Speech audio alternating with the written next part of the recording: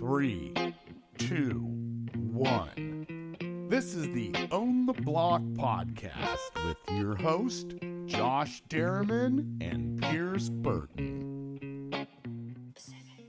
Welcome to the Own the Block podcast. This is your hosts, Pierce Burton and Josh Derriman. We got Zair Jones on the podcast today. He's a former college football player at Vanderbilt, and now he does wholesaling and real estate investing. How's it going, Zair? It's pretty good, Pierce, man. I appreciate you and Josh having me today. And man, just it's been a journey, man. Even starting it from college football, and being here today. I don't know whether we're talking about business or sports, but it's an honor to be here because there's a great correlation between them, man. So I'm excited to be a part of it. Absolutely, yeah. Can you just tell us kind of a quick history of how you went from Meridian, Mississippi to Vanderbilt to now you're in the real estate game? Yeah, man. So coming up out of high school, just like any other recruit, man, I had a good amount of offers. Majority SEC schools, and for me, I don't know, I always had this internal belief, and I say now, I look at it kind of differently with NILs and stuff, but picking up my college, man, I always had this internal belief that I wanted something greater than myself when I was looking at a school, and that's how I came out to Vanderbilt. And I would say one thing about going to Vanderbilt from Meridian, Mississippi, the connections that I were able to make in Nashville are it's unparalleled. So going to Nashville and playing at a high level at Vanderbilt, man, had a chance to start as a younger guy, get an opportunity at the next level, whether it be XFL, NFL, go to some pro days, have some workouts. Unfortunately, I didn't make a team right off the bat. So I had to find out a creative way to start generating some income for myself. And that's how I eventually got into short-term rentals first. So that was my first thing in Nashville, man. So I didn't organically first start off with wholesaling. And going into short-term rentals in Nashville, the traffic was very heavy, man. So I think when you go to Nashville now, you start to see a lot of cranes and a lot of tourists coming in and out with the population picking up. And I think that's the thing that triggered me to start my short-term rental business. So when I started my short-term rental business, I don't know if you guys know what rental arbitrage is. Y'all familiar with what rental arbitrage is? Absolutely, yeah. Yeah, so when I first started my short-term rental business, man, I was doing rental arbitrage. And that's basically for the people who don't know and are watching the podcast. That's when you go to a landlord or go to somebody that owns a property and basically just run an arbitrage model. You rent on top of rent. So you just try to make more money on rent. And I was doing that model at first, and I shared with Pierce yesterday, my whole thing about getting into real estate investing was to start building equity, but I just didn't have the capital to do that, or neither did I have the skill to learn how to get into property without using my own form of credit or stock, going into ample amount of debt to get a real estate property. So I'm like, man, what's a way that I can start using my skills? I skipped the part. I started with life insurance my junior year in college, man. Actually, While you were playing? While I was playing. So it was hard out there. Yeah, that's what I'm saying, bro. NIL days. It's a whole different sport before NIL, bro. That's what I'm like. Me and my dog. I just saw something where Deion Sanders' son got $3 million in the last 2 weeks or something like that.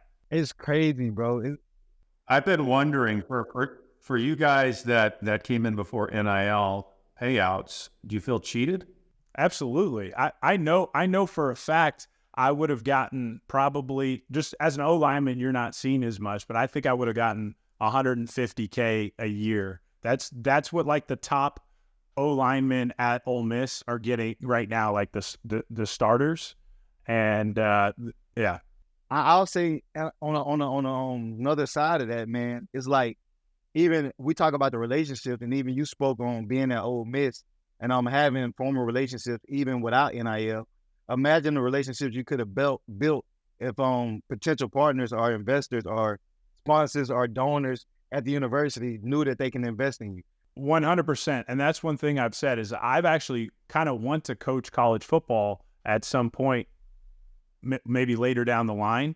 But one thing that I felt like our coaches didn't do a good enough job of was introducing us to those alumni donors and different connections that could have played large dividends in the future. I've met some of those people now, but back then I didn't meet any of those folks, and I'm sure they would have loved to meet us and helped us, but those coaches did not seem to care about making those connections. And I really haven't heard about any coaches ever really making those connections, but that's changing with NIL, which is really good for people setting up their futures. And people say it's bad that these players are getting money this young.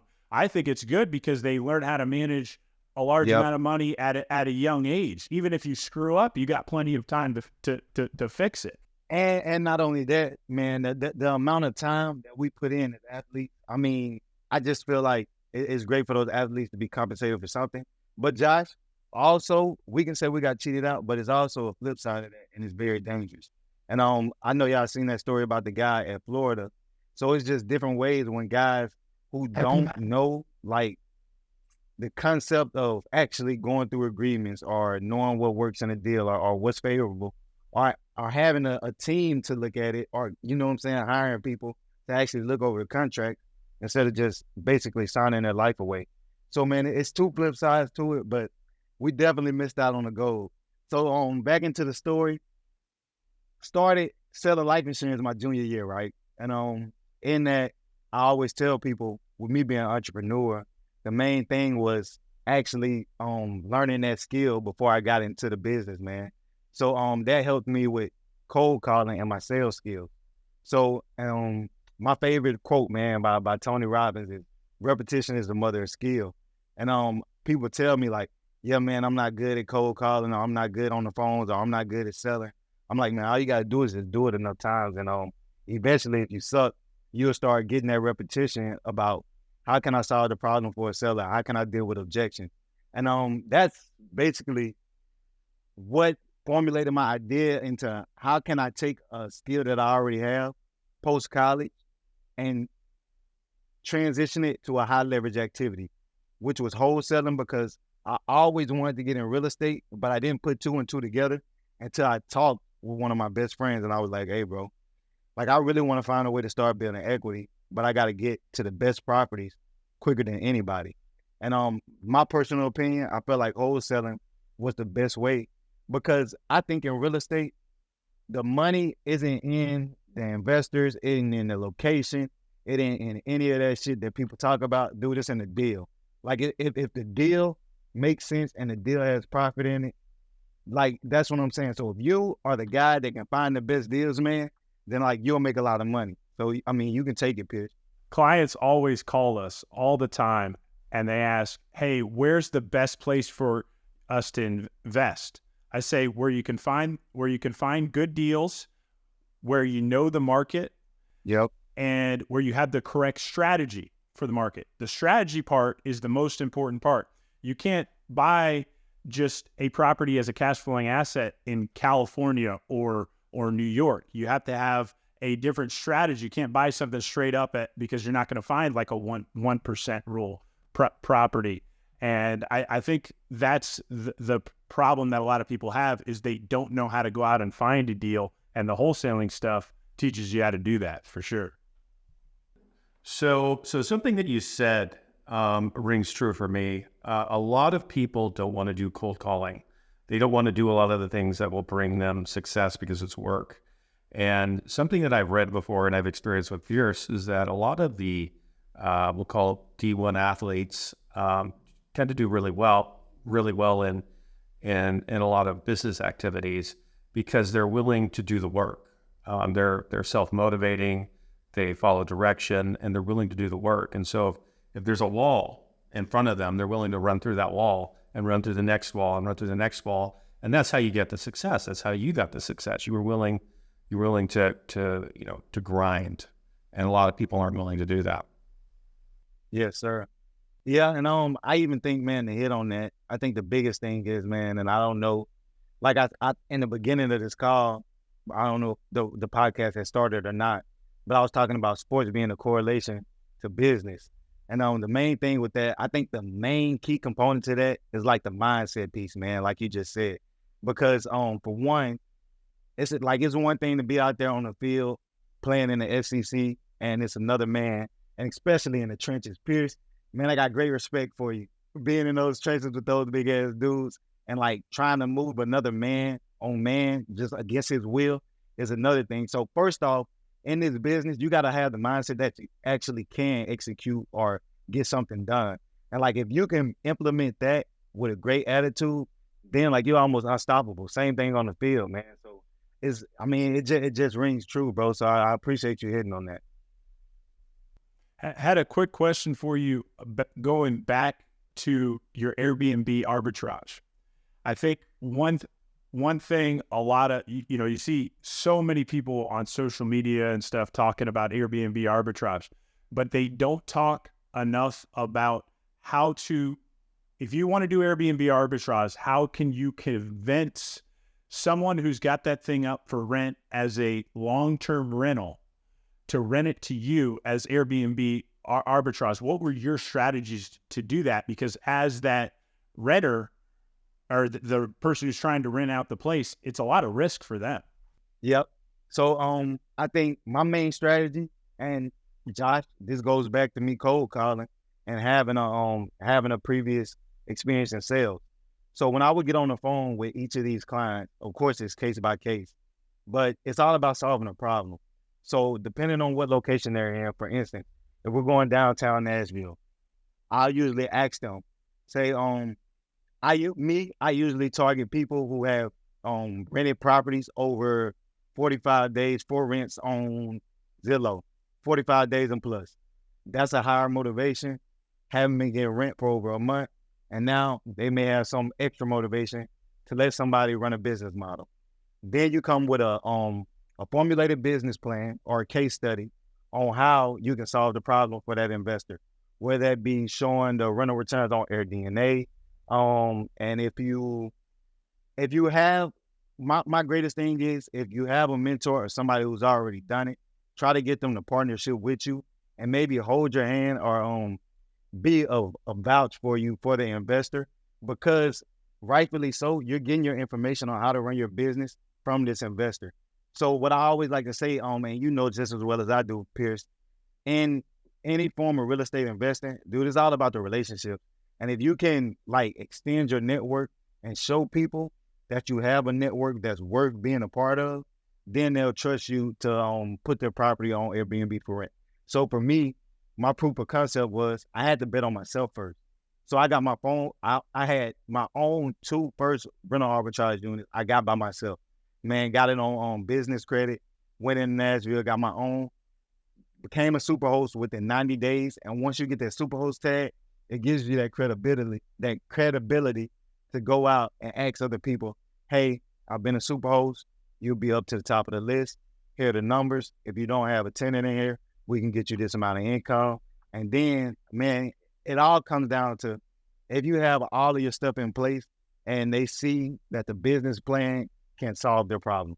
That's what I think it comes down to, man. So when you're reaching out to motivated people, just come up with a solution that's going to solve their problem. And on it's so case by case, Pierce. And in different markets, different locations. For some people, I didn't always do short-term rental. Mine was an arbitrage model. Sometimes it'll be mid-term rentals. And like in Nashville, certain zoning codes where you can't do STR. So it's so case by case, and it just comes down to, man, getting the skill of learning how to solve a problem. That's the biggest thing I can say about that. 100%. I just had a deal today, Zaire, where I'm offering on 3 duplexes that I want to purchase, but the seller, and I'm dealing with a realtor, but the realtor has it's an off-market deal, right? Okay. And I'm offering on these 3 duplexes, but the seller also wants to own 2 houses that are right by it, and I don't want these houses at all. I just want to buy the duplexes. And he wants way too much for these houses, but he wants a good price for the duplexes. And I go to the realtor, I just want the duplexes. And And I go, call him back and find out why he will not sell the duplexes without the houses. Does he have like a loan on it, anything? He tells her the reason is he cuts the grass himself on all those properties, and he doesn't want to have to drive over to cut the grass on the two houses, and that's why he won't sell the houses. I tell the realtor immediately, I will prepay for someone to cut the grass for a year if he sells me these duplexes without the houses. Problem solved. And she goes, okay, I'll call you back after I talk to him about that. And so I'm actually waiting on that call back right now. But it's just finding out what that person's freaking problem is and getting it fixed. Exactly. And I'll say this, Josh. For me, man, the same thing rings true with wholesaling. I don't know if you want to ask a question, but like I told Pierce, I love giving away information. And my main thing was, man, getting on the phone. And when I'm talking to motivated sellers, it's three things that I've been hitting marketing like hard. And that's code violations, that's tax delinquencies. So if people want this game, I hit code violations, I hit tax delinquencies, and I hit tired landlords. And man, me and not only my team, we just hit them. So I got 2 virtual assistants over in the Philippines that cold call, and it comes down to the same thing. Like, what problem can we solve? I was talking to a guy the other day that took out a loan on his property. He took out an equity line of credit on his property. And he had took out, he had a collateral loan for $200,000 against the property. The equity line of credit was like $50,000. The house was only worth $125,000, you guys. So he was like upside down on his property. But the equity line of credit and the other collateral loan or something that he had on it only equated to like $1,100 a month if you pay, because he had an IRS tax lien on it for like $12,000. So you could basically get into this property for like $20,000.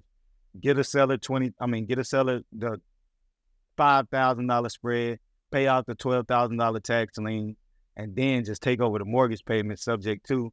And man, we got this under contract, and we'll probably make like $10,000 on a deal like this just because we solved the problem and figured out how can we get into this deal without actually paying off the wholesaler, but just solving this problem from having to deal with those monthly payments, even though he was going under. So, man, it's just stuff like that where it's like I'm just running into stuff every day.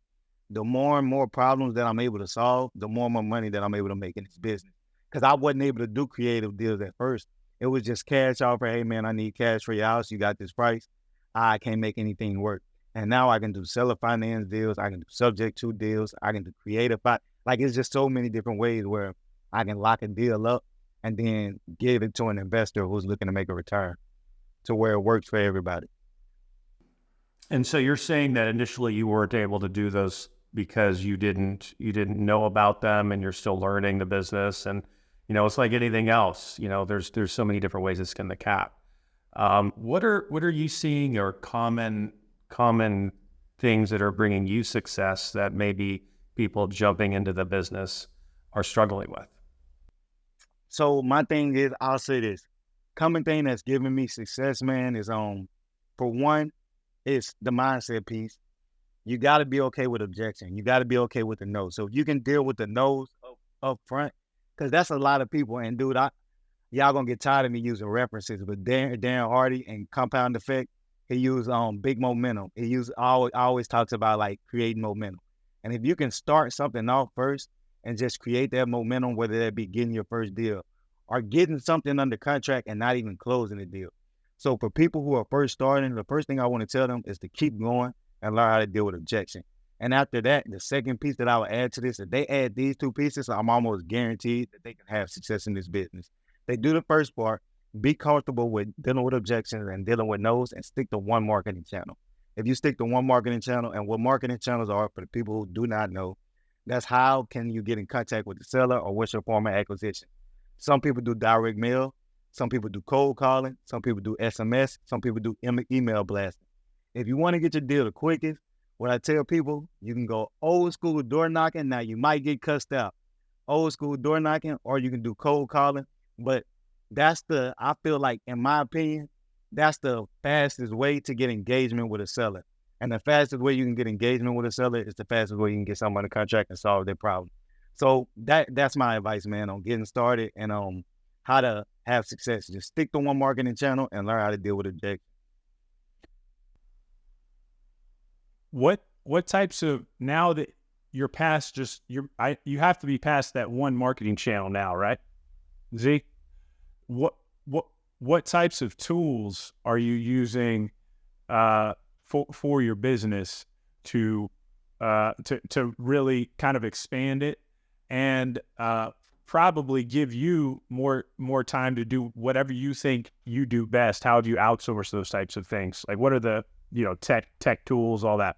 So this is great, man, because one thing I tell people is like, it's one thing to have a business, but it's another thing to actually run and build a business. And my greatest thing is, man, I have mentors and brothers that help me put stuff in place to where I can tell you guys, for me, the first thing was outsourcing my marketing channel. And where I get my leads or everything that I source everything from is PropStream and batch leads. So these are two places to where you can find motivated sellers. So these are two tools that I use within my business. The first ones where I started by myself is getting these marketing channels that I can actually source my leads from, because if you can't get leads, then you can't have a business. Everybody know in order to have a business, you got to generate leads. So once I did that, I was doing that by myself for the first couple of months. I hired 2 virtual assistants to take over my marketing. So now they do my cold calling and I do my acquisitions.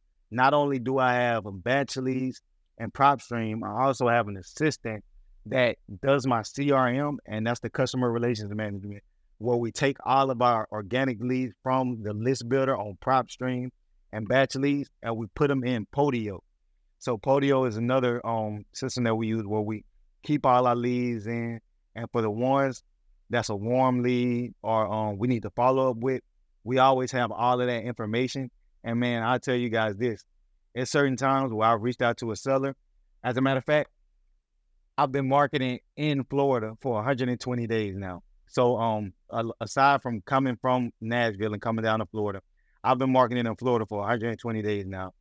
I've gotten 12 properties under contract and closed on 4 of them in 120 days. And another thing about that is that when we're marketing in Florida, man, it's I lost my train of thought. We have a virtual assistant when we market in Florida that hold on, man, I lost my train of thought. Got Podio. Okay, yeah, no, it's so important, because when we got Podio, we started marketing 120 days ago. And then I had a lead that I followed up with literally from when I first started marketing by myself, when I went into Podio on a follow-up system, that we just got it under contract this weekend. So, man, it's so important to have resources like Podio, PropStream, and batch leads, because when I have stuff like Podio and we generate some leads, man, the ones that aren't ready to sell their property, we're going to revert back to our resources like Podio and pull that lead, follow up with them, and make money that we thought was dead money like 90, 120 days ago. So those are a couple of the tools that I use, man. Yeah, let's talk about each one of those tools, because I've never even heard of Podio. Have you heard of Podio, Josh? Nope. Yeah. So what is Podio, and what do you specifically use it for? Okay. So Podio is your CRM. So Podio is your CRM. So for people that don't know, a CRM basically just helps you with mass client outreach. But how are you using it to expand your business? Exactly. So like I was telling guys earlier in the podcast, I was telling them about one marketing channel. And for us, we have 3 that we're hitting hard. So for its cold calling is one of them, SMS text blasting, and we just started direct mail. So with these 3 marketing channels, we get inbound leads, and we're doing outbound marketing and inbound marketing. So when we generate our leads, we put them in Podio. Now in Podio, you'll see a manuscript at the top of Podio where we have our cash buyers, we got our leads, we have our contacts, we have our campaign marketing, a marketing campaign. And for me, I also have JV deals. Because one thing I can say, and Pierce, you can probably attest to this, one thing that's great about media and nowadays, you can actually generate a lot of business from using social media content.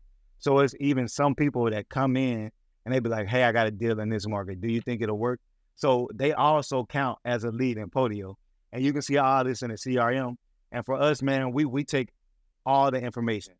From one, the property details, the condition of the property, the motivation of the seller, square footage, anything what needs to be updated. Even in Podio, we have our max allowable offer. So, and then we have the ideal purchase price for what the seller wants. And on the flip side of that, we have all of the seller's contact information. So even if it's me putting it in there, I can have my virtual assistants when they're going through and I'm doing acquisition. So when my virtual assistants first reach out to the client, it's just a simple yes or no answer. Do they need to sell their property? And I can give people this script. It's one thing if I'm teaching my virtual assistants how to handle a call with a seller, it's 4 things that I tell them to keep in mind. What's their motivation? What's the condition of the property? What's the time frame they want to sell it in? Or what's the price that they're going to sell it for? MTCP. If they can remember those 4 things, then they can qualify to sell it for me. So once they figure out those things, we put them in the CRM under those parameters. And me as the acquisitions guy now, and I'm trying to stay true to the people that I listen to, like Alex Hermosi and those big business gurus, where I don't need to scale with a lot of employees that fast and just use as many as as minute as I can to generate the most income as I can. So I deal with my acquisitions part after they qualify the seller. And then after that, man, dispositions. Dispositions is when I find my investors and assign the contracts to the buyers.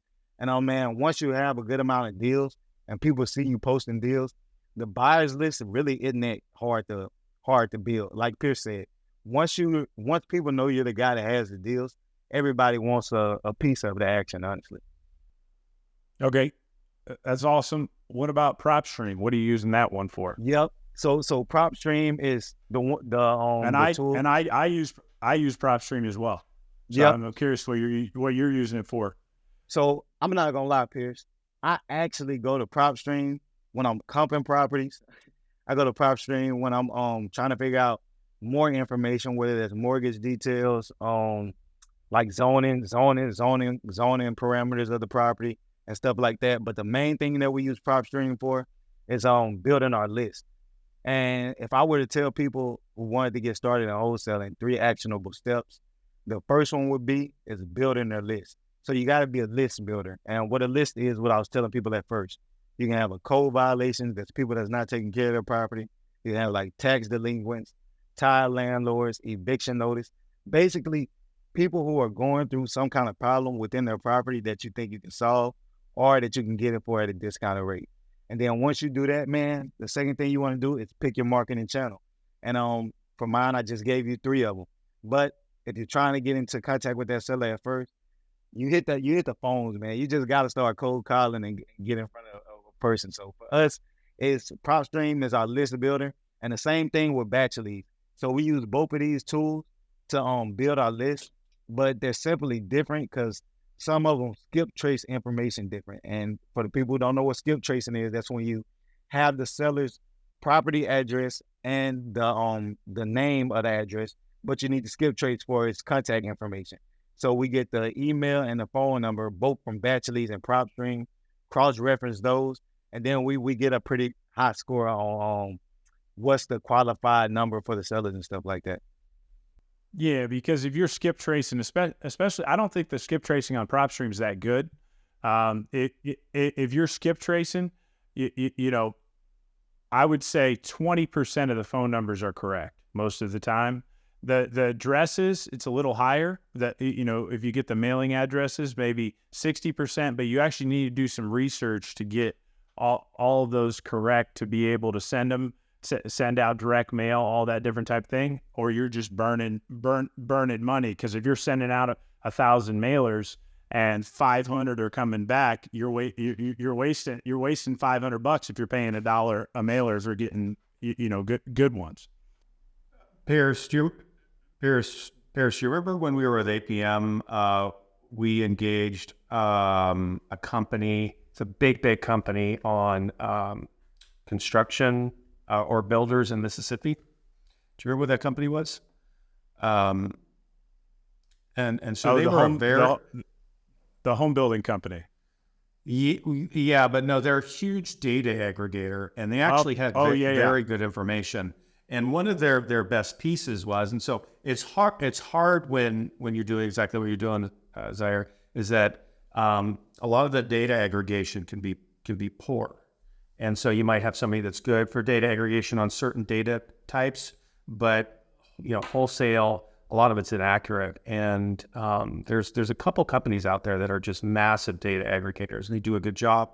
But could it even be state to state or county to county? They'll be good or bad. And so who you're choosing can really depend on where you are and what you're trying to do. But you said something. I used to do this a long time ago, by properties at auction, and what you're talking about is something exactly that we did. Is you identify what the distress is with the property or the homeowner, and then you go after that particular distress. And so there's different things that you can attack. And so whether it's code violations or whatnot, that was a very good point. Was that back when all the deeds were written on stone tablets, or? Yeah, it was heavy work. And no joke. We would do our own title work. And so you get on the county website, or you go down to the county recorder and you do your own title work. It's I hate to sound like an old man, but it's much easier these days than it used to be. Yeah, man, that's dope. That's dope. I was gonna say, one thing about our virtual assistants, and I keep talking about virtual assistants, man. At this point, I have 3 virtual assistants. I just actually fired one, unfortunately, but I mean, it comes with the game, man. And that goes back to me saying, I really want to build my company the right way. Instead of just hiring excess people just to hire people, man, I actually want to hire people that can be in position to add value to the company. So for me, it's like, how can I limit all of the extra costs and be profitable as possible? And Josh, that goes back to what you were talking about, the list not being as accurate. So for me, I first started with just PropStream, you guys. I didn't have batch leads. And I'm making these calls, and I'm like, okay, one thing, you got to track your law of numbers, man. If you don't track your law of numbers, then you can't build a business. So for me, I'm like, having a background in sales, I'm like, okay, the first deal I ever had, I think I made like 350 handouts, and that's not seldom. So if people are thinking they gonna make 300 calls and get their first deal, that's not realistic. But for me, I made like 350 handouts, man, and I had roughly around like 75 pickups. I had visited like 15 properties, and I had gotten 5 contracts signed. I sent out 5 contracts, and I had only closed 1 of them. And the fact that I had all of those numbers at first, I'm like, okay, this is kind of a framework or umbrella of the numbers that I can operate on and where I can allocate funds to. So I'm like, okay, I need this amount of leads to do this amount of numbers to get this amount on a certain amount of deal, whether that's 5. The average deal for wholesaling, for the people who don't really know, single family homes wholesaling, 5, 15, 20,000 maybe, and sometimes you can get lucky and get a $30, $40, $50,000 deal. And that's just solving the problems too. But what I really want to say, man, on the prop streaming, I only had prop streaming at first, and that wasn't as accurate. But the fact that I had tracked all those numbers, I'm like, dang, only 300 of these numbers were right out of the 1,000 leads, or 500 numbers were right out of the 1,000 leads. So let me try batch leads and cross-reference these numbers and see which one are actually, the correct numbers. And let's call it a list, like really redial on the list that actually are all the right numbers. So we do a first speed down on the list where it's like, okay, you got a number that doesn't work, you do not call number, all of these other numbers. Then you get the list that actually might be interested, and you keep recycling that list. So that's another tip on how to not just burn through your marketing funds, but you can also qualify. And I thought I was going to waste more money by having both systems, but it actually saves me money because I can cross-reference the data. So you did 4 deals in the last 2 months. How much did you spend? What was your marketing spend on those 4 deals? Yep, roughly around, I'll say the first month I only roughly spent around $1,100, and that was with which batch. That's also included with the tools that I'm using. So you got batch at $99 a month. You got PropStream at $99 a month. So I just had PropStream at first. So you got PropStream with $99 a month, And for me, I had $1. So the dollar was $89 a month. And they were already at 200. And then I spent like 600, 700 on leads. And then after that, it's just like you got contracts and stuff like that, earnest money. And that added up to probably like 1,100 because the first list that I got, I bought it for probably about $500. And it got me, I'll say roughly around skip trace, like 5,000 leads maybe. And then I was able, once I got through that 1,000, I started recycling that when I went back into my next month because I had already closed. And I'll tell people this. For me, when I first started in wholesaling, I didn't really, if I had went along with the momentum that I was supposed to have, I'll be way more at 4 deals. Like I'll have way more than 4 deals. You know what I mean? Because it's like, okay, I recycled. Like once I got that first deal under contract, I was so focused on finding the end buyer, and I was the only marketing for myself. So when I delegated it, it kind of went like, okay, now we're starting to build traction because after I've done the acquisitions part, I can move over to dispositions and also let my team handle the marketing. So first month was around 1,100, man. And then as it grew, I started getting more lists. Second month, I'll say roughly every month, I'm probably spending it between 2,500 to 2,000 on marketing. And I mean, it's not much. Right now. To get 4 leads, you were telling me when we were talking on the phone, 3 to 4 deals a month is what you're doing, right? Yep. So you're spending, your spend's 2,500, and then what you spend on the virtual assistants, what's your spend there? Yeah, there you go. So one virtual assistant, she works on a commission almost base. So she works at $4 an hour and 10% each contract signed and like another 15% each deal closed. So it's almost like she's incentivized to go through the list to make more calls so she can get paid a percentage. And the other one, the percentage of the spread, right? Exactly. So if you're buying a property for 100,000 and you're wholesaling, or you're getting under contract for 100 and you're wholesaling it for 10,000, she's getting $1,000, right? Yes, correct. Is that what you're saying? Okay. Correct. So even in that model, what I like to tell people, that may seem like a bit much for virtual assistants or people, but it almost incentivizes them to stay, and it gives them to work harder. And for me, even when I got into this business, man, my mentor and a lot of people that I'm close with, man, we preach about how it's not about the money. And genuinely, for me, it's really not, man. It's about sharing this information with people who really need to know it and who can change lives and getting these properties up and distressed areas, or helping these sellers for times that they don't have the money or they're about to lose a property, because it's times where they'll sell a property to me and sometimes wholesaling actually gets a bad rep, but it's a lot of expired listings that go and people lose their property, their pre-foreclosures and stuff like that when they can come to me and I get the problem solved. And save it. Yep, and give them at least a little money in their pocket.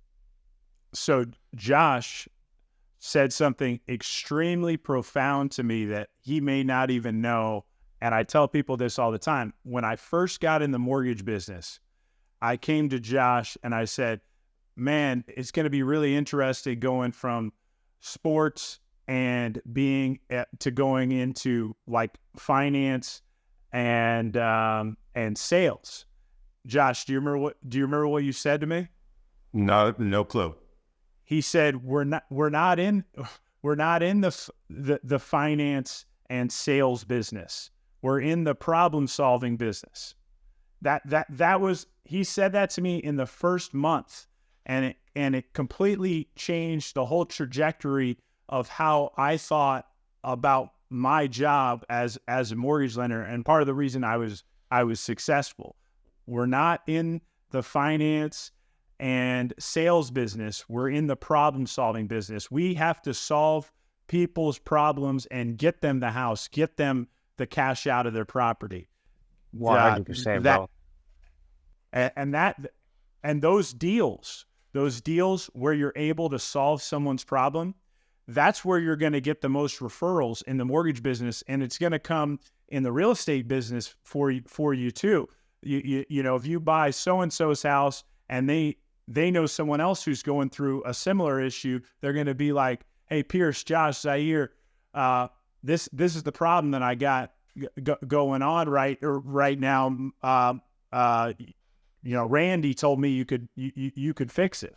So Yep. And Josh, were you about to say something, or do you want me to finish about the VA? Because I can kind of run through that right quick if you want me to. Well, let me interject for a second before I'm old, so I forget things. You said something, Zaire, that I really appreciate. It's not about the money. I mean, in the end, we all need to get paid. But if you focus on doing good business, so the money follows. And so if you're doing good business, you're solving problems for people, and you're working hard and doing the grind, the money's going to come. And you've been talking. The reason why I like this conversation is you've been talking about the grind.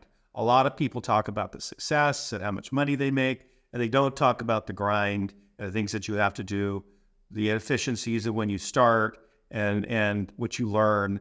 And I really appreciate you sharing that.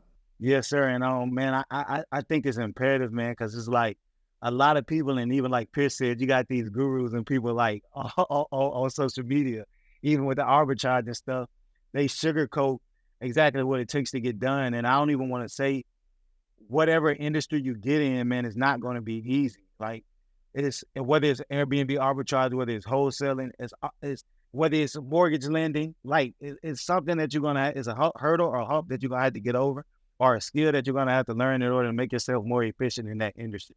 And for me, man, it's been an ample amount of stuff that has made me a better entrepreneur and made my business better, whether that be on character building or just mindset, man. And for me, it's like back to hiring my team.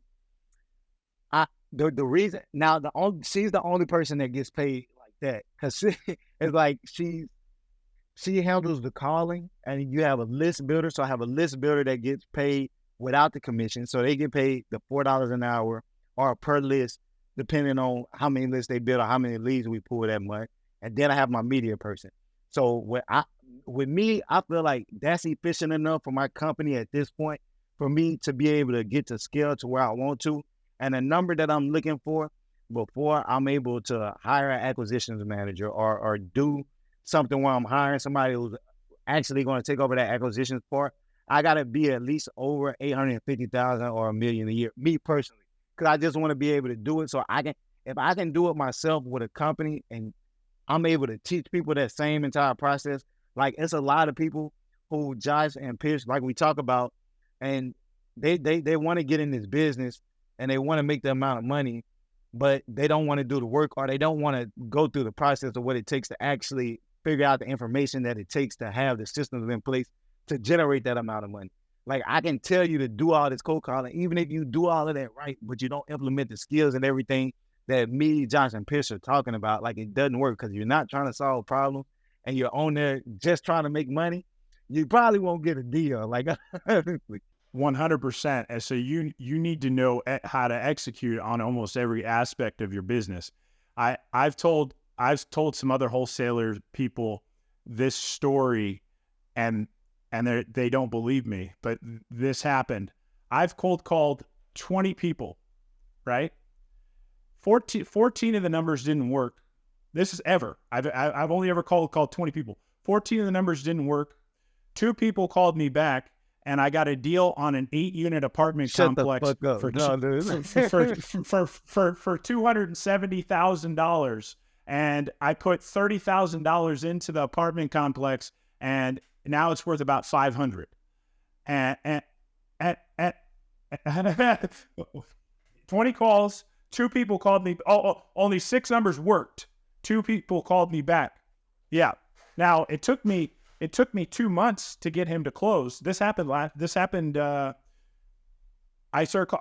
made all the calls in January. I was just like, I'm just going to try this.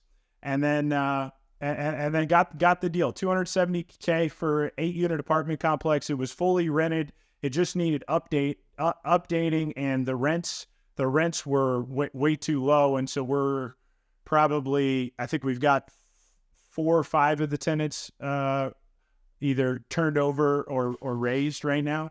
But what the reason I was able to get that deal is because I have a lot of experience negotiating deals and and knowing how to implement those skills already. And so me jumping into the cold calling is completely different than someone else. But how do you get those skills from talking to people? And so I talk to people in mortgages. There were days where your phone log keeps 100 phone calls in an iPhone. There were days where I had made over 100 phone calls from 3 p.m. to 6 p.m. in mortgages. I don't do that right now because the rates are high and it's not a cost effective of my time to take that on. But if rates tick down again, I'll do that sort of thing again. I was gonna say before you gave your experience in cold calling, you probably gave the people hope that they could pick up the phone and dial 20 numbers, bro. Cause I just told them 350. That's actually pretty dope. Josh. Well, I do have to say Pierce is consistently a lucky bastard. So I don't know what he does, but he is consistently a lucky bastard. Yeah, I was gonna ask on Pierce, bro. I know that you were saying you picked up the phone and just started dialing and figured that you'd try. And I know we talked about it vaguely, but for me, my question is, man, with you, going to the NFL, playing at a high level, and figuring out ways to invest your money, when did that come for you? Did it come at the beginning of your journey in the NFL before you even made it to the league? Did you know, hey, man, I want to be a real estate investor, or I'm putting my money in this kind of asset? Or was it like something that came out of necessity? Like what was that story behind you getting into real estate investing? For me, as a young entrepreneur wants to know. So my dad was a general contractor, and he kind of dabbled in real estate investing a little bit on a small scale, and kind of struggled in the 2008 housing crisis and everything. Never really got back into it. And then I always had a little interest in it.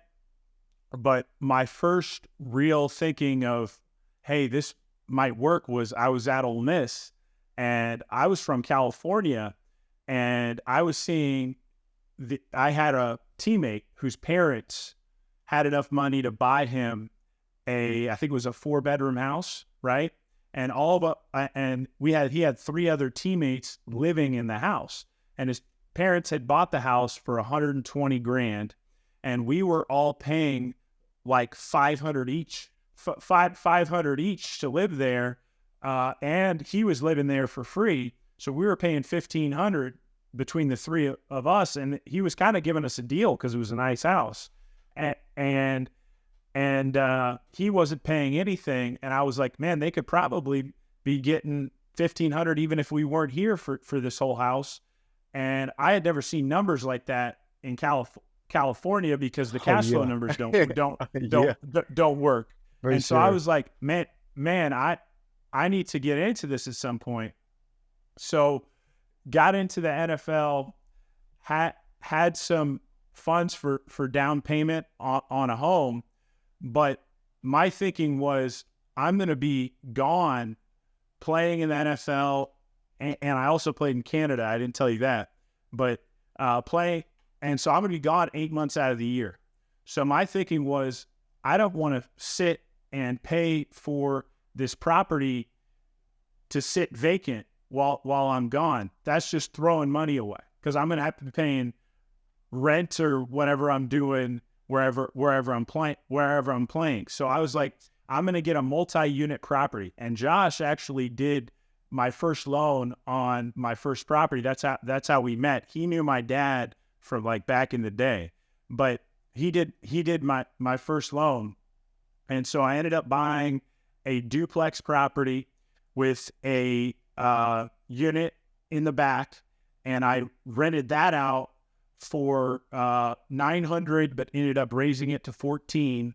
And then I also, my aunt, when I bought the property, had gotten like kicked out of the place that she lived, and she needed a room, and the front place had 3 bedrooms. And I was like, I'll rent a room to you while I'm gone. She can watch the property, all that different type of thing.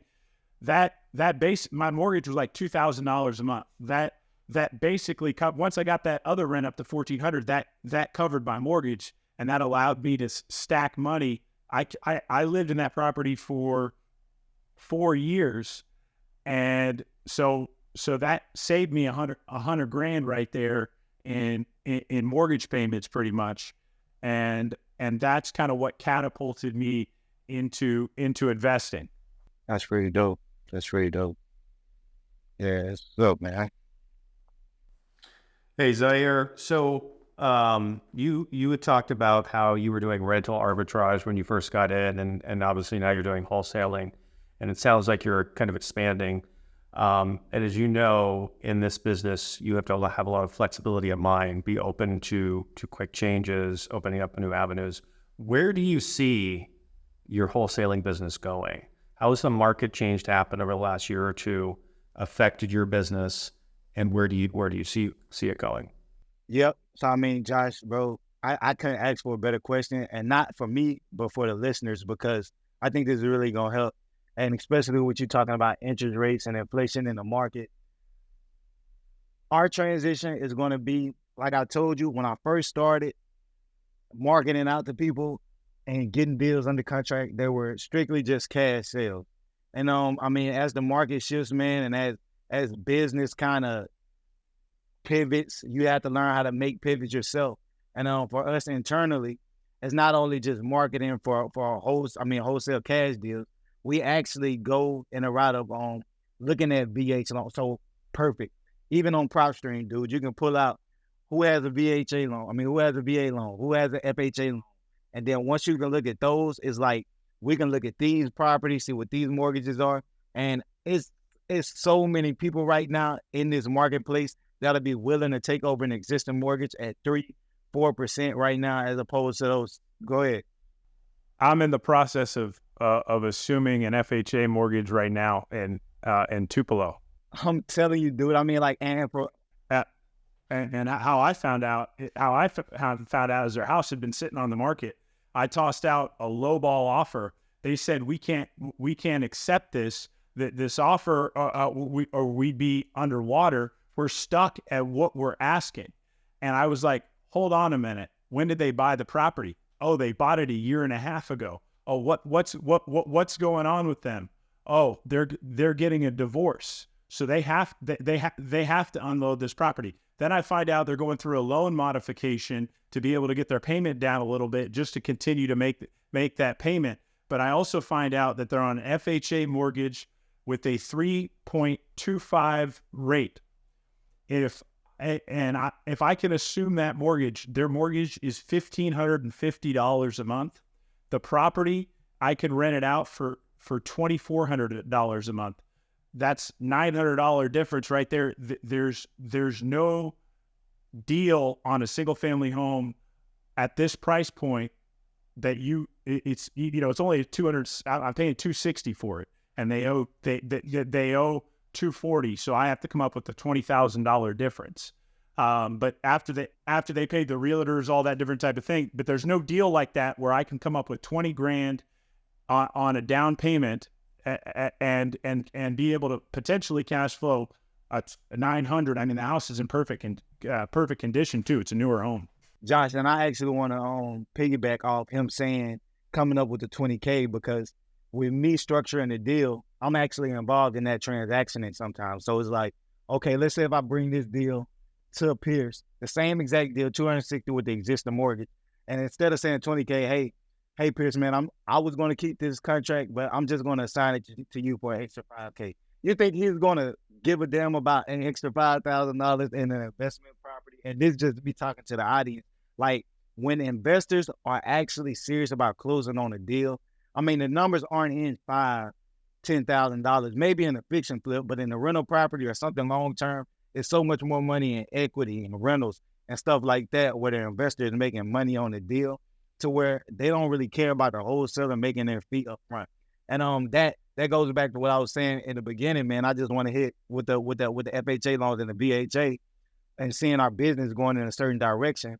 The way that we can be more efficient and not having to hire more people and have our closing rate just skyrocket is getting those deals that are on market that may be expired where we know the pickup is going to be like higher percentage, and we can get on a deal and negotiate a contract with them, whether it be subject to a creative finance. But Josh, I wouldn't be able to do that if I didn't acquire that skill with a mentor and learn how to actually structure those contracts. I would still be stuck at a cash offer. So you have to become a certain person before you're able to do certain stuff. And go ahead, Pierce. Well, the fix it, I like what you said there. The fix and flip is about the price that you're paying for the property and the ARV.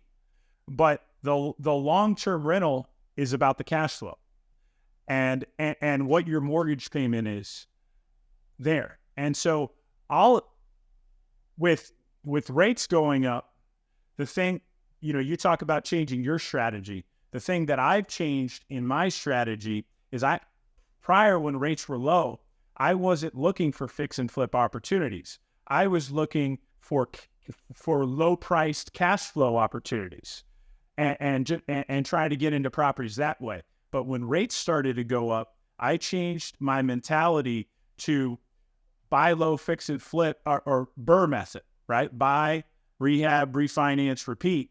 And so with that model, it's all about how low I can buy for and how much I can pull out and get paid on the pull out of the cash, not so much on the cash flow. So a lot of these deals, I'm breaking even on the cash flow today, but on the buy and rehab, I got paid.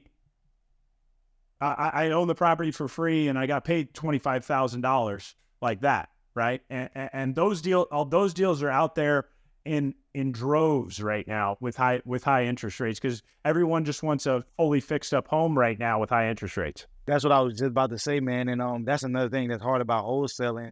When the market shifts, you just have to adapt. And I can't even say that's hard about wholesaling because that's what any business. But when the market shifts, you have to do what the market wants. Like it's not about actually like forcing this certain kind of thing. Because even if I want a price if I try to get a house under contract at $200,000 and a fix and flipper is trying to sell it for a certain amount of price, that price in 2023 right now at these interest rates was not the same price that they're buying. That $250,000 loan is not a $250,000 loan from the bank at a 3% interest. At a 6 and 7% interest as it was at 3 and 4% interest 2 or 3 years ago, man. So it definitely makes a shift to where you got to have a pivot in your business and start figuring out more creative ways to help people out.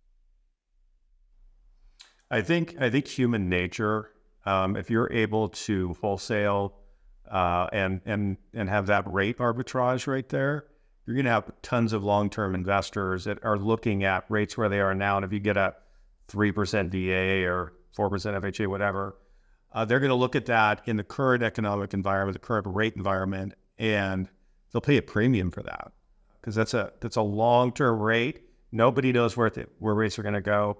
You actually get more profitability on that if you can source it.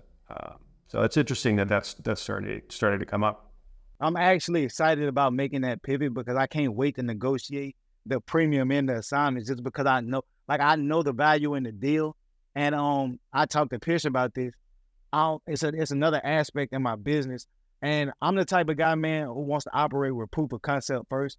So I actually want to do it for myself first. But it's another aspect of my business where I want to add a private money lending sector to it, to where it allows people who really don't have the knowledge or the time that they want to get involved with real estate, but want to be a part of deals. And I think that's a place in the market, especially in the space that I'm in, or Pierce you're in too, with athletes who have this capital or have these liquid funds and not really knowing what to do with it, or have a financial advisor that's trying to get a sum of the management fee just because they want to keep the funds over here. But it's so many different avenues to where you can get a greater return, or you can even control your return on your investment. So that's my thing, man, is just, like I said, trying to impact as many people as I can, but I know it's a process and it takes the time. But that's another place I can see my business going to, man. Have you executed on any of those assumptions yet? Not yet. Have you got any deals done? Not a PML deal. Long process. So I've been under contract for 45 days and I still hadn't heard from them. Dang, that's crazy. And I talked to them and they told me that it's a 90 to 120 day process. So that's one thing that you have to be aware of with that. I don't know what your capital position is, but you have to look at your time invested. I always talk about this especially with like clients, contractors, all that different type of thing. Your time invested, it may or may not be worth it, and your money invested. If you got earnest money that you need for another deal tied up for that long extended period of time, it may not be worth it. You just have to weigh all those things. Like I have clients who want to build investment properties all the time. Me personally, I don't build anything because it takes too long. So I want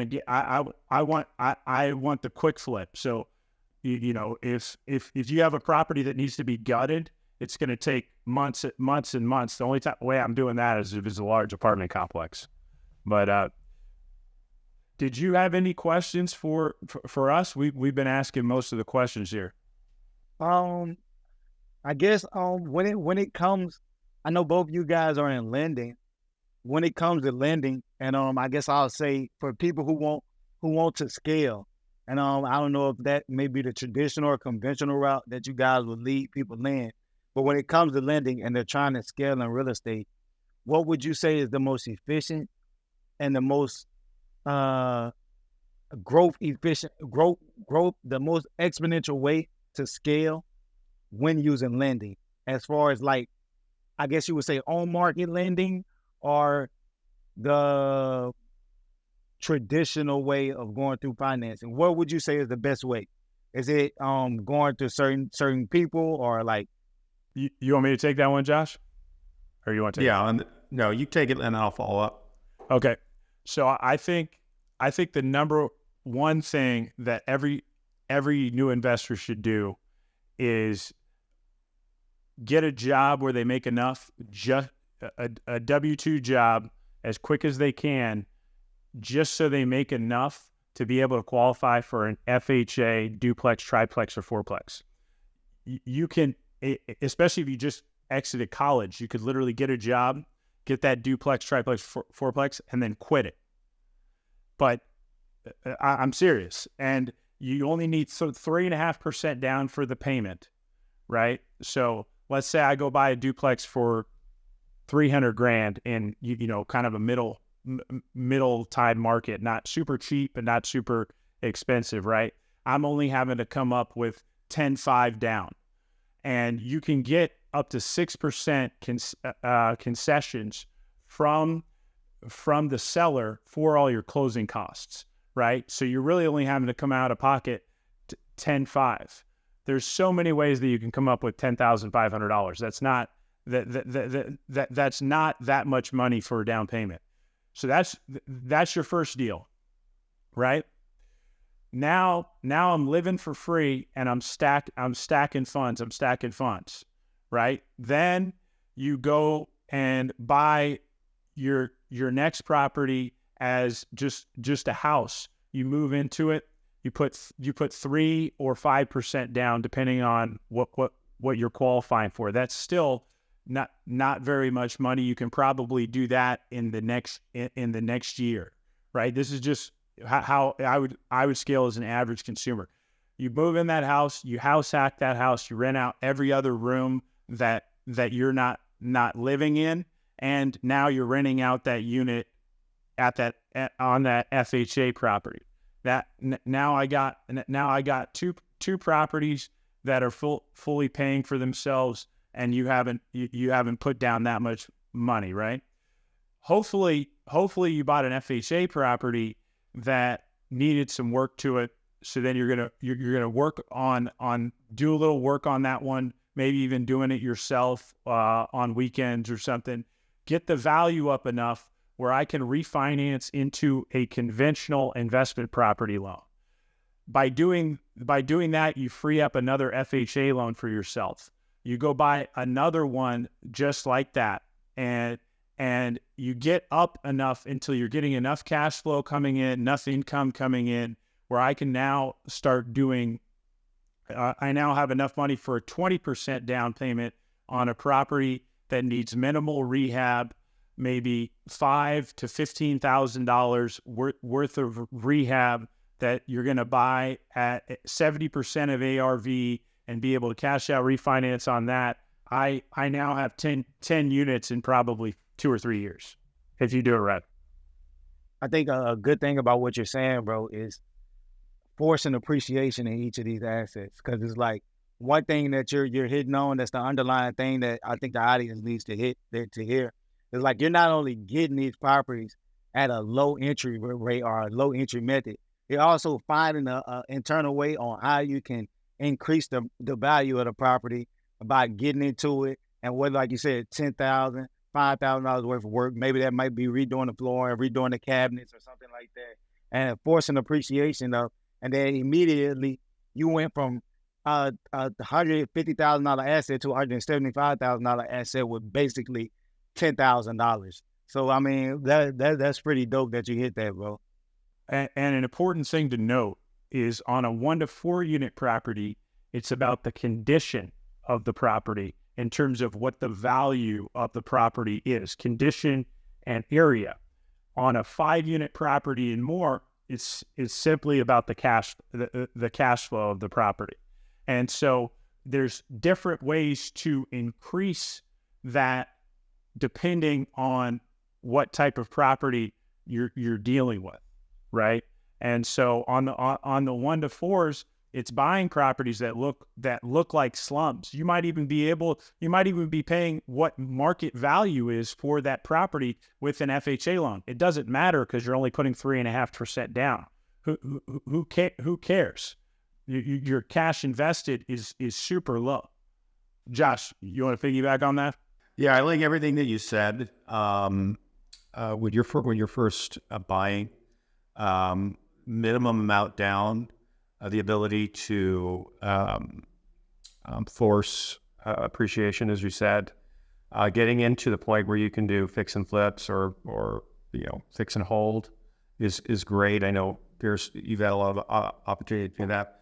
I would say that the one warning that I see with a lot of people is they get attracted to the very low priced homes, and you'll see that people buying in areas where they go, hey, I got a home for $50,000 or $60,000, and the down payment is low, but the cash flow is also low, and the ability to get appreciation on it is low, and so you get sucked into something where, yeah, you might get $200 or $300 of positive cash flow on it, but if the heater breaks or you need to replace the roof, you're toast. All your profitability for years is gone.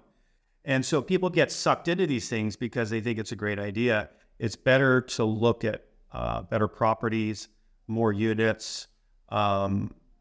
Initially, using FHA is like exactly what you want to do. I always tell people, are you married? Do you have any kids? Because if you don't, if your wife isn't going to kill you, get that 4-unit property, move into it for a year. My wife would murder me if I moved her to a 4-unit property. But a lot of people that have that capability, that's what you do. You get into that 4-unit property, and then you start, operating just as Pierce said, and it takes you 2, 3, 4 years, and then you'll have 10 units, and then sky's the limit.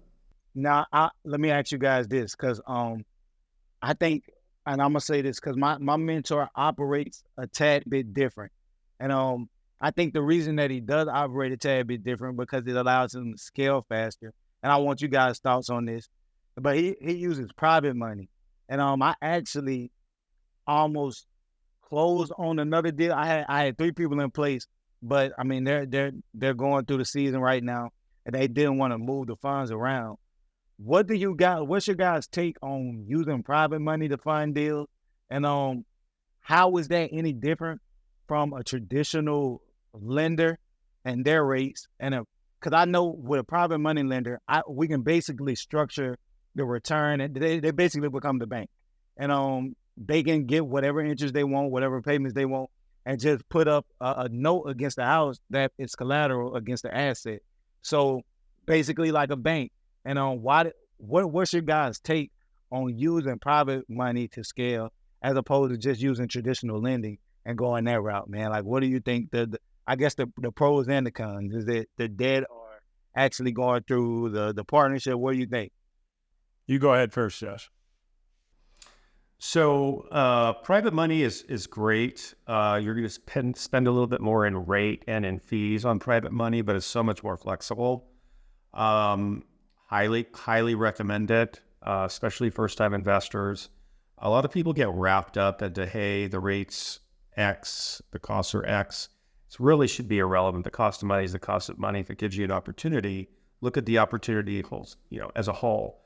And so you might get a conventional rate at 6%. If hard money's at 9%, I'm just throwing out numbers.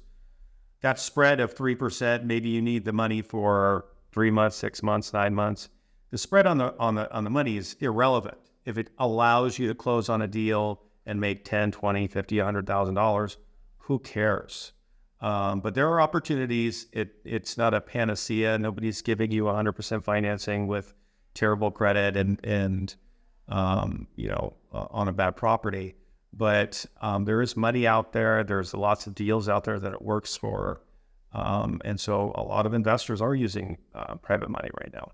Can I get in between that right quick, Pierce? I just want to say I love what Josh said, bro, because it's like when you're looking at the scope of it, you can't look at money as money essentially. Like you have to look at it as a tool to help you complete whatever you're doing. And in any form, bro, it's like what's the opportunity in between what I'm doing and what's not my payoff, but what's the thing that I get for solving the problem, essentially. Like, you know what I mean? It's like, don't look at money as actual money. Like, what is it within that thing that you can leverage to get that payoff? So you can go ahead and Pierce, man. I just think it's cool how you don't really take it for what it is and just use it as a tool to get what you want.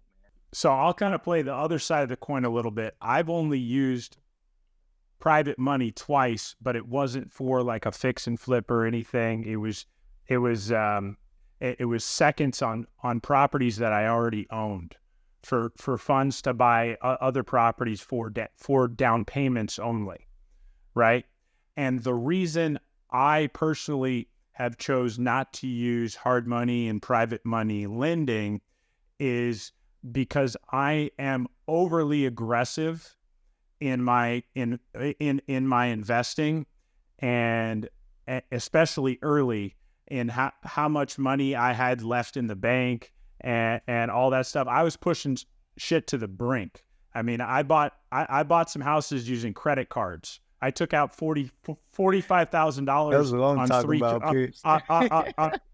I took $45,000 out on 3 credit cards and bought that way. So I thought I was being so aggressive in that realm on how many properties I'm buying, all that different type of stuff, that I wanted that security of more traditional financing.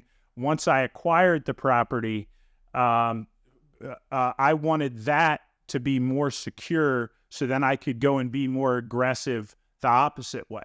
And if you mix both, I think it's a recipe for disaster. But if you're using private money, then you have to be more conservative on other spectrums. You can't mix it all and be successful with that. Hey Pierce, if you're pulling 40 cash on your Amex card, I think the rates and fees are more expensive than hard money. That's so funny. No. I got 0% APR. Yeah, I got I got the checks in the mail. I got on one card I wrote myself a $24,000 check. One I wrote a $16,000, and one I wrote a $16,000 check. You get the checks in the mail that say, and I maxed out the cash advance balances there and used it for a down payment. And I've seen that done. It's not like something I would recommend to people unless they have a very clear delineated plan and exit strategy. And you did. And that's something you've always been good at. It was on my first flip. And it was actually in Oxford. And I bought this house for $111,000. put I think it was 11 grand in it, and it appraised at 175. So I was able to pull out I was able to get a new loan for 140 or something.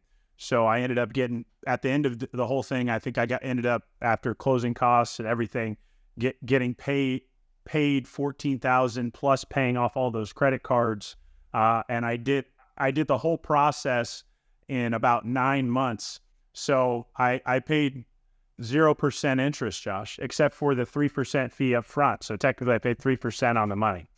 That's tough, man. You giving people a play that Josh don't recommend, but that's a play, man. People go out and liquidate credit cards and doing their first fix and flip like a pig. That was the first. So at that point I owned, and at that point I had just torn my knee playing football.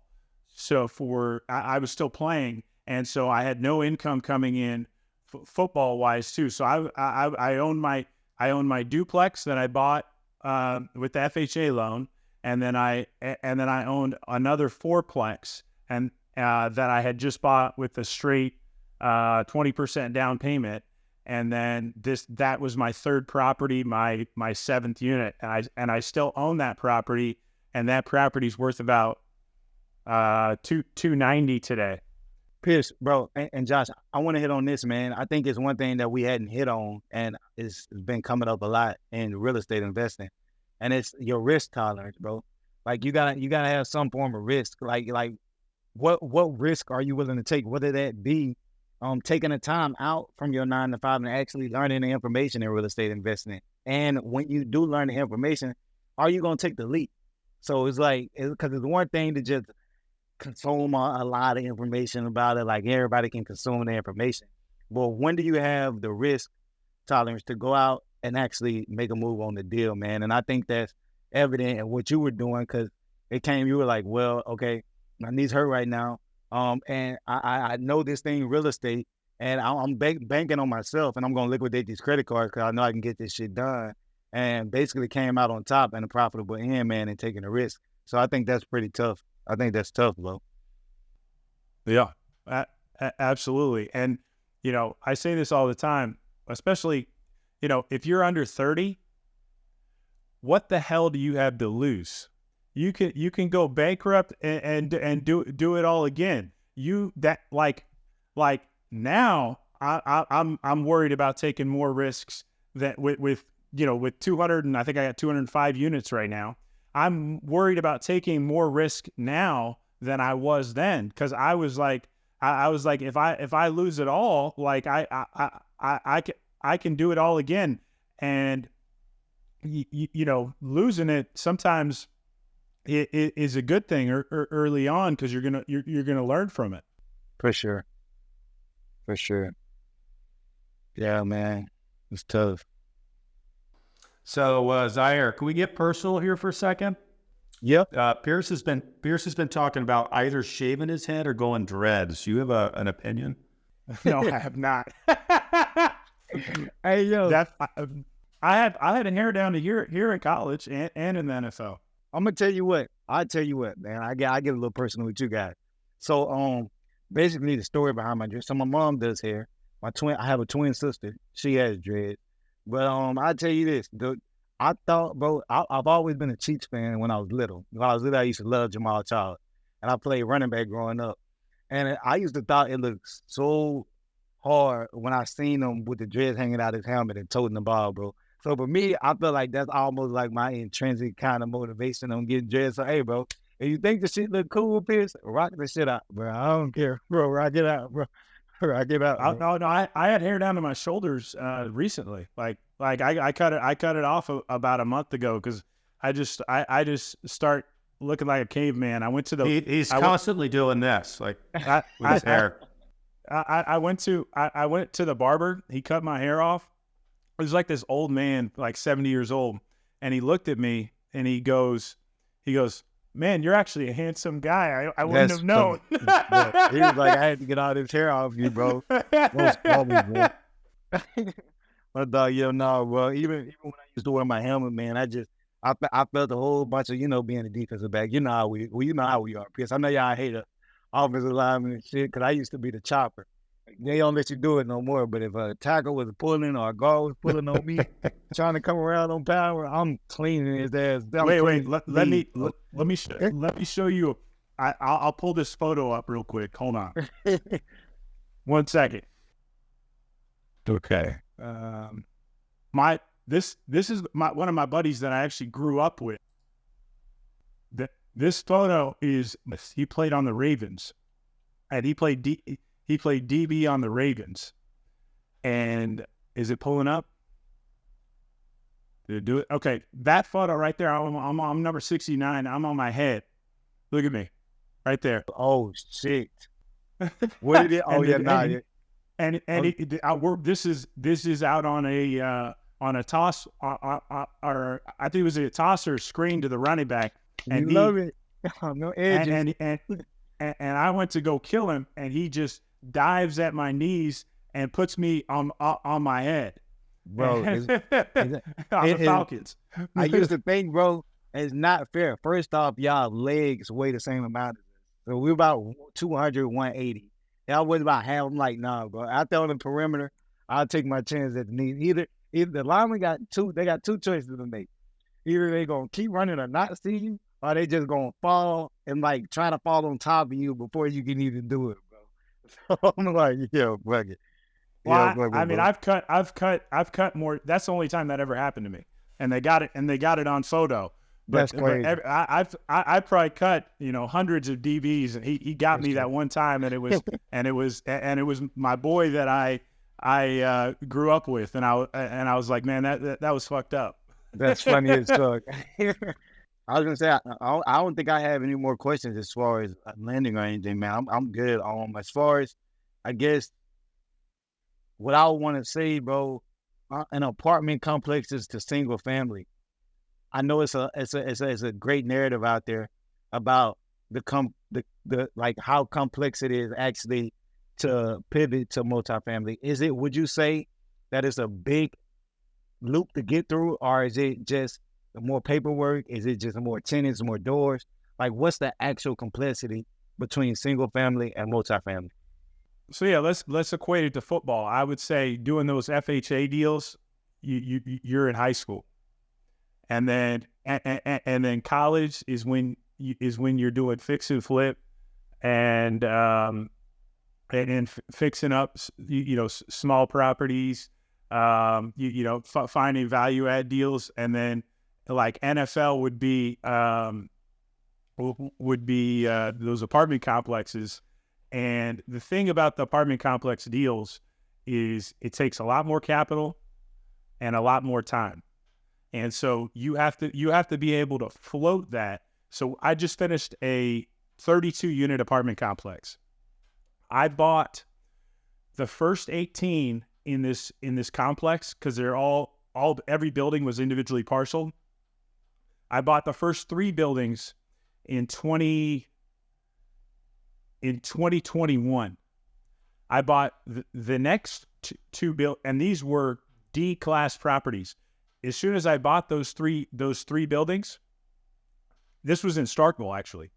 The other 2 buildings, there was a double murder across the street, and so I couldn't raise rents or do anything because those 2 buildings across the street were killing mine, right? So then I convinced to buy the 2 buildings across the street. I actually paid over what they appraised for just to get them because I knew the collective, once I rehabbed them and everything, would appreciate. So I paid $1,080,000 for all 32 together, right? Sounds real cheap for 32 units, but these things were in bad shape, and we were probably only getting 70% of rents, right? So I bought the first building in November of 2021. November of 2020 actually. Then in 2022 February I bought the second, or it might have been March. I bought the second set of buildings. I then got everybody out last January and we started rehab. We just completed rehab, and I'm getting the appraisal done. The appraisal, actually, I'm supposed to get it back tomorrow probably. Ended up having to put $500,000 of rehab into the property, so 1.6 I'm in it for. And I think it's going to appraise, I would be happy with 2.8, but I think it'll appraise probably like 3.3 million is what I think it'll appraise for. But the amount of cash I had to burn, it was cash flowing during that time barely because of the low interest rates. It's on a 4.0 rate right now. I only owe $900 on it. I paid cash for all the rehab, so $500K rehab, because it was in such bad shape I couldn't find lenders that were willing to it was really hard to find a lender to pay for the rehab. So I paid for the rehab out of pocket. I thought it would be better for the long term. And so it cash flowed. Now I missed out on all those rents for the past, 9 months? So rehabbing it, right? But so if you factor all of that in, I'm probably gonna make about $1 million on the deal. But that deal in total is gonna take me basically 3 years. Yeah, bro. But I love like how you're saying everything that you have to go through in order to get this deal in place. But I mean, it doesn't amount to the payoff, even in long term. Like we're talking about, even in the next 3 to 5 years, you may get all your money back, even if you want to refinance. But at that point, it's like phantom income. Then you get the tax write-off, then you get the cash flow, and the occupancy goes from 70% all the way up to fucking 85. Then it goes to 95. Then you're raising the rents year after year. Then the property is appraising, bro. It's just so much about with those units that, like, man, once you actually do the surface work and get the stuff in place and know what you're, like you're saying, know what your plan is going into the property, then, man, you can put yourself in good position to make a lot of income in that field. 100%. Yeah, 100%. All right, are we going to wrap up? Yeah. That was good, guys. Yeah, I appreciate you guys, man. It was good. I enjoyed it. Yeah, it was really interesting talking to you.